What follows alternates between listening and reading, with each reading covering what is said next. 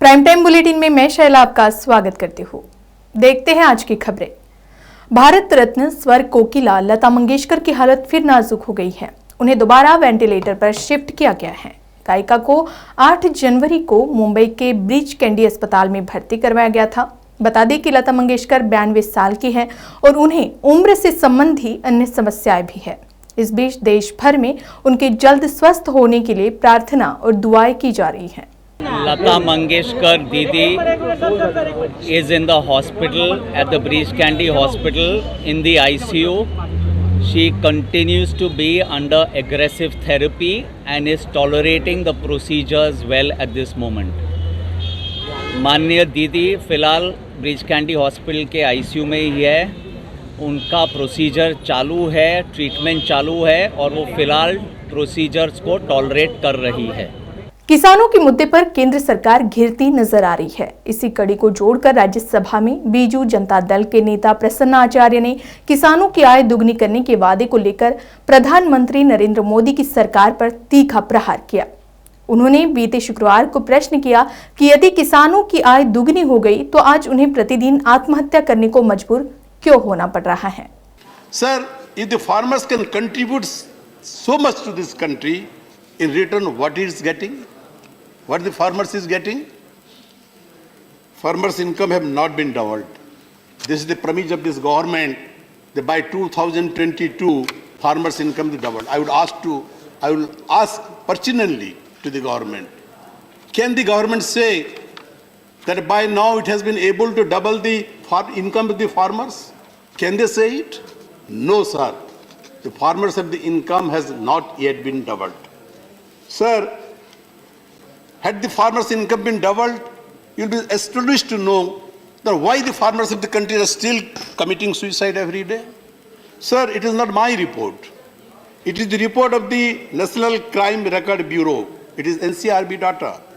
And according to the NCRB data, as many as 42,480 farmers and daily wagers committed suicide in 2019. It is 2019 report, not the latest report, which is an increase of 6% from the previous year.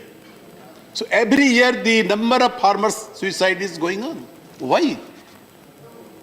If they are getting the MSP, now in the question number I put the question, and other honorable members also put the question about MSP. I think government gave a very evasive reply. Government is not coming out with a reply whether they will bring a law in this house to ensure MSP legal coverage to MSP. Government refused to do that, and that is one of the demand of the agitating farmers of this country, sir. And most of the farmers in this country, they are small and marginal farmers, and they are committing suicide. The farm laborers are committing suicide. If the economic standard of the farmers, the government has been able to increase, then why the farmers is compelled to go for committing suicide? Has the government an answer for this, sir? So this is a very pertinent question, sir. The plight of the farmers, I don't think, had the farmers been in a happy condition, in a very sound economic condition, thousands and lakhs of farmers would not have been gone for agitation in the border of this country. देश में जहां बड़े बड़े flyover और देश की बढ़ती तकनीकी क्षमता के बारे में नेतागण बात करते नहीं थकते, वहीं दूसरी ओर राज्यों के शहरी इलाकों में बनी छोटी छोटी सड़कों को देखकर इसी तकनीकी क्षमता के ऊपर हंसी आती है। वहीं संबंधित मुद्दे पर गहन विचार करें तो इसमें काफी ज्यादा स्तर पर भ्रष्टाचार दिखता है। इसी कड़ी को जोड़ते हुए छत्तीसगढ़ स्थित डोंगरगढ़ नगर पालिका की सड़कों का हाल देखते ही बनता है, जहां पर सड़कें सिर्फ नाम की है। वहीं इस मुद्दे को लेकर जब नगर पालिका अध्यक्ष से बात की गई तो वे अपनी सड़कों को नंबर 1 बताते हैं और वे जिस पार्टी में हैं उसी पार्टी के एक और नेता घटिया स्तर का काम बताते हैं। नगर पालिका अध्यक्ष सुदेश मेश्राम मीडिया के सामने ये बयान देते हैं कि स्टीमेट के आधार पर ही सड़क निर्माण हो रहा है और 1 नंबर काम हो रहा है। पिछले 15 सालों में बीजेपी को नगर की जनता की सुध नहीं आई, ना ही नगर की मुख्य सड़कों की, जबकि कांग्रेस की सरकार बनते ही नगरीय निकाय मंत्री शिव कुमार डहरिया ने प्रथम आगमन पर ही नगर की मुख्य सड़कों के निर्माण के लिए 1,83,00,000 रुपए की स्वीकृति दे दी, जो विपक्ष को हजम नहीं हो रहा है। लगभग ये मान करके चलिए, दुख का विषय ये है कि 15 साल तक वो ठेकेदार, एक तो पहली बात बता दूं, भारतीय जनता पार्टी से जुड़ा हुआ वो ठेकेदार है उसने पूर्व में यहाँ पर अटल आवास में बहुत गड़बड़ियाँ किया।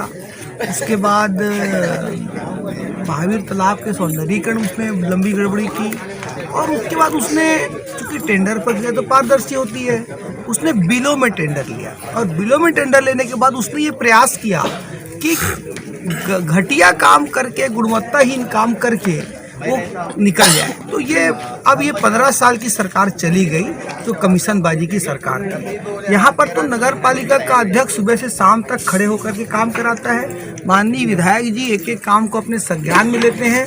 मैं चूंकि यहाँ का निवासी, एक एक काम को हम लोग संज्ञान में लेते हैं और घटिया निर्माण नहीं होने देंगे, इसके लिए हम लोग कृत संकल्पित हैं। इसी बीच हाल ही में आए जिला सहकारी बैंक के अध्यक्ष नवाज खान के बयान ने पालिका अध्यक्ष के बयान का खंडन किया है। उन्होंने स्पष्ट रूप से कहा कि वह ठेकेदार भाजपा से जुड़ा हुआ है।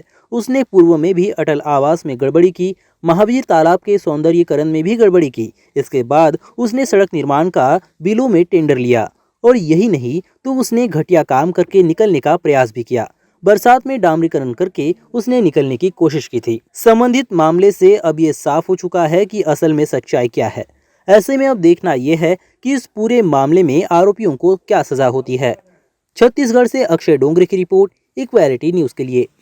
सामाजिक कार्यकर्ता अन्ना हजारे ने महाराष्ट्र के मुख्यमंत्री उद्धव ठाकरे को एक पत्र लिखा है। इस पत्र में उन्होंने राज्य सरकार के उस फैसले पर आपत्ति जताई है जिसमें सुपरमार्केट और अन्य दुकानों में वाइन की बिक्री को अनुमति दी गई है। अन्ना हजारे ने राज्य सरकार को इस फैसले के खिलाफ अनिश्चितकालीन हड़ताल पर जाने की चेतावनी भी दी है।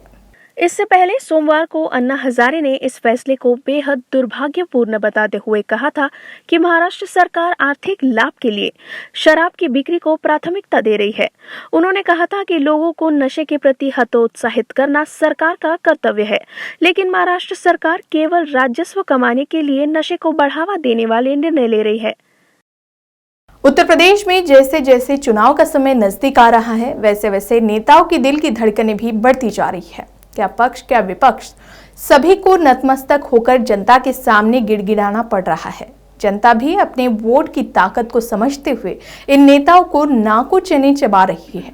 ऐसा ही एक नजारा बस्ती जिले के कप्तानगंज विधानसभा में भी देखने को मिला, जहां बीजेपी के सीटिंग एमएलए चंद्र प्रकाश शुक्ला बकायदे मंच पर जनता के सामने दंडवत होकर क्षमा मांगते नजर आए।